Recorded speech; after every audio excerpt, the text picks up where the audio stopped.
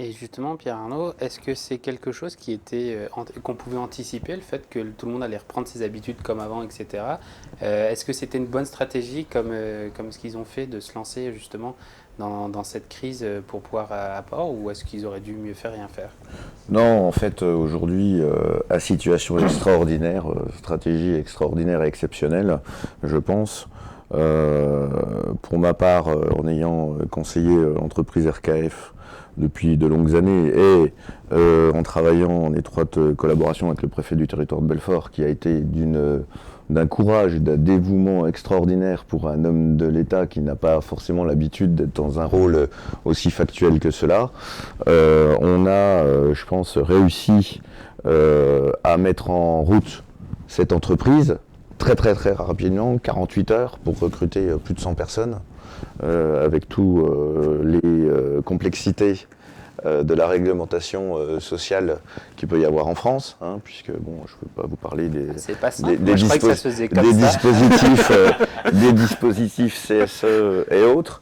Pour revenir effectivement après le 11 mai à quelque chose qui est un peu, comment dire, difficile à gérer, tant psychologiquement pour les chefs d'entreprise que pour les salariés, et également que pour les gens qui aujourd'hui sont localisés en France, hein.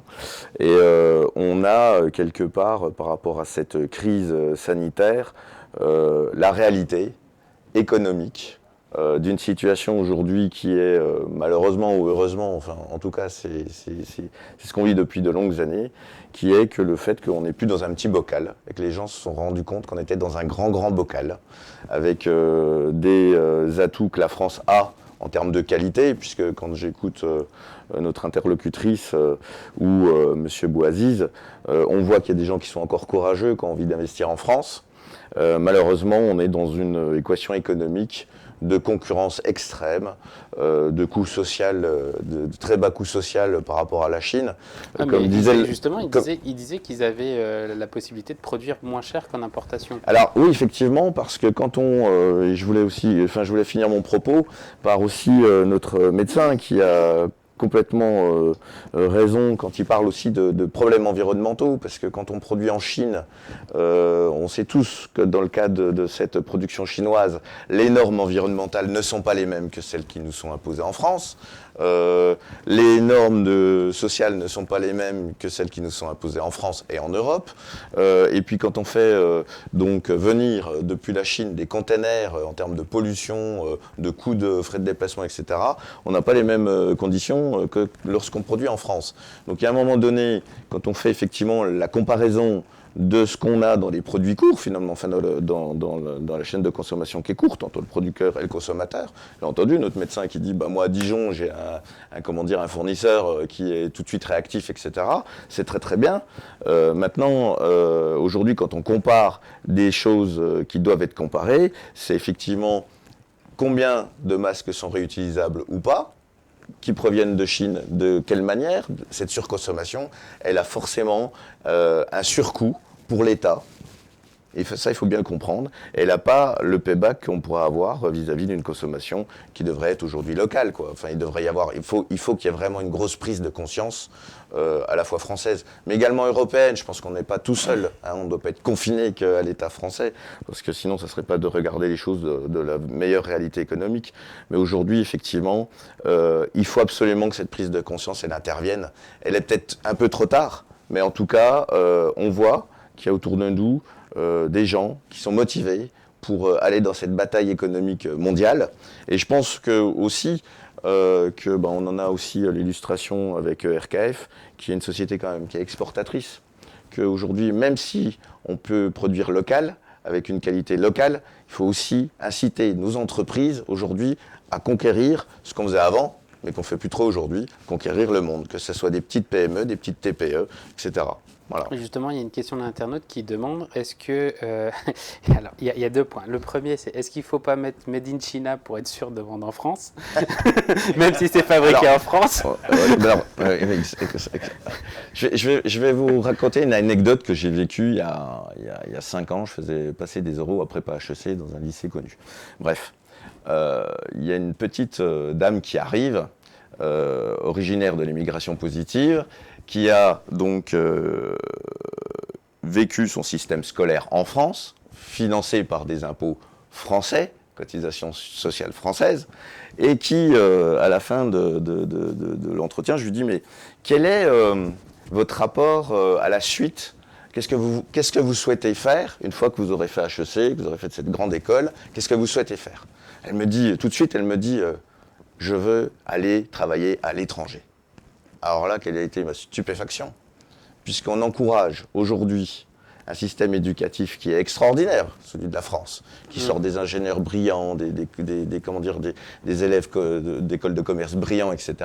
Finalement, on incite quelque part, psychologiquement, à cette jeunesse-là positive, à aller travailler, donc à apporter de la valeur ajoutée à l'étranger. Mais on marche sur la tête. Et je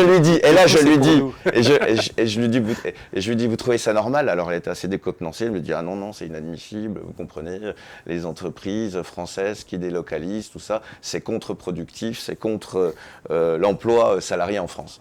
Et puis à la fin, j'étais quand même dans un entretien pour essayer de l'amener un peu dans ces derniers rebonds. Et là, je lui dis, mais quelle est l'étiquette qu'il y a derrière là, votre t-shirt? Je lui dis, c'est produit où?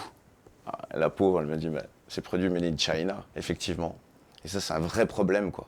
C'est un vrai problème parce qu'aujourd'hui, on est en train de marcher sur la tête. Mais ça fait depuis de nombreuses années que nous marchons sur la tête. Mais il va quand même falloir apprendre à travailler différemment et à voir comment cette forme de désocialisation, parce que c'est un fait quand même, comment on va la compenser. Et je crois que beaucoup aujourd'hui de chefs d'entreprise n'ont peut-être pas suffisamment pris le temps de réfléchir là où sont leurs collaborateurs en réalité, et pas là où ils croient qu'ils sont. Et qui, comme vous le dites si bien, beaucoup de gens ont dû apprendre énormément de choses, et ça c'est un atout pour l'entreprise. Avoir les collaborateurs qui reviennent et leur demander qu'est-ce que vous avez dû apprendre pendant cette période et en quoi ça peut être intéressant par rapport à rebondir au sens où vous l'entendiez ou à créer des méthodes nouvelles, je crois que ça créerait une superbe dynamique. Nous, c'est ce qui nous apparaît le plus aujourd'hui dont les entreprises ont besoin. C'est-à-dire rassembler les gens autour des nouveaux apprentissages, de la nouvelle adaptabilité et comment tout ça, grâce à une vision et à un projet d'entreprise qui nous paraît essentiel. Le projet aujourd'hui de l'entreprise nous paraît vraiment le plus important. Et quel est le projet de chacun des collaborateurs par rapport à ce nouveau projet d'entreprise? Voilà. Et je pense que pendant des années, effectivement, le projet Bayard, qui était effectivement en faire ce lien particulier effectivement avec l'acheteur, ça a quand même beaucoup mobilisé les gens. Mais moi, je rebondis sur ce que vous dites et vous avez totalement raison. Il ne faut pas aller tout en télétravail, ou il ne faut pas aller tout en mètre carré, etc. Il faut savoir garder l'équilibre précaire de tout cet nouvel environnement qui est vraiment vivant. Et je pense à Perfit qui disait quand la Chine s'éveillera. Ouais. Il n'a pas mesuré les conséquences de tout ça. Mon pauvre Perfit, il n'a pas mesuré l'événement en réalité. Est-ce qu'il aurait pu croire en une pandémie produite ou amenée par la Chine? Est-ce qu'il aurait pu croire au télétravail en 73, tout ça? Donc toute cette évolution de société, il faut et nous devons nous adapter. Et nous devons en avoir vraiment conscience. Et comme disait M. Boisy, de ces problèmes vraiment négatifs de santé, il faut aborder la prochaine crise qui va être économique avec le plus de motivation possible. Et ça, c'est important de donner de la confiance à la fois aux consommateurs et aux chefs d'entreprise. Voilà. Mais il ne faut pas non plus négliger le rôle de l'État, qui va devoir être encore plus exemplaire que pendant cette crise sanitaire, est essentiel. Voilà.